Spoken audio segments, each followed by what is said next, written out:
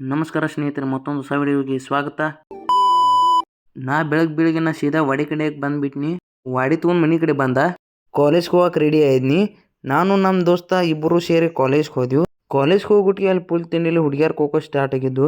ನಾವೆಲ್ಲರೂ ಖೋಖೋ ಮುಗಿಸ್ಕೊಂಡು ಸೀದಾ ಕಬಡ್ಡಿ ಗ್ರೌಂಡಿಗೆ ಬಂದ್ಬಿಟ್ವಿ. ಅಷ್ಟರೊಳಗೆ ನಮ್ಮ ಹುಲಿ ಒಂದು ಕಬಡ್ಡಿ ಆಡೋಕೆ ಫುಲ್ ತಿಂಡಿಲಿ ರೆಡಿ ಆಗಿತ್ತು. ಕಬಡ್ಡಿ ಅಂತೂ ಫುಲ್ ತಿಂಡಿಲಿ ಚಾಲು ಅದು. ಸತತ ಪ್ರಯತ್ನದಿಂದ ಈ ಟೀಮ್ ಒಂದು ಫುಲ್ ತಿಂಡಿಲಿ ಆಡಿ ವಿನ್ ಆತು. ಅಷ್ಟೊಳಗೆ 2 ಲೀಟ್ರ್ ಮಾಜಾ ಬಾಟ್ಲು ಅಂತ ತಂದೆವು. ಅಣ್ಣಗಳನ್ಕ ಫುಲ್ ತಿಂಡಿಲಿ ಮಾಜಾ ಬಾಟ್ಲೆ ಕುಡ್ದು ಕೂತಿರು. ಇವ್ರಂದ್ರು ಗಾಡಿ ಸಂಬಂಧ ಫುಲ್ ತಿಂಡಿಲಿ ಜಗಳಾಡುತ್ತಿದ್ರು. ಅಷ್ಟರೊಳಗೆ ನಾನು ನಮ್ಮ ದೋಸ್ತರ ಸೇರಿ ಲಸಿ ಕುಡ್ದೆವು.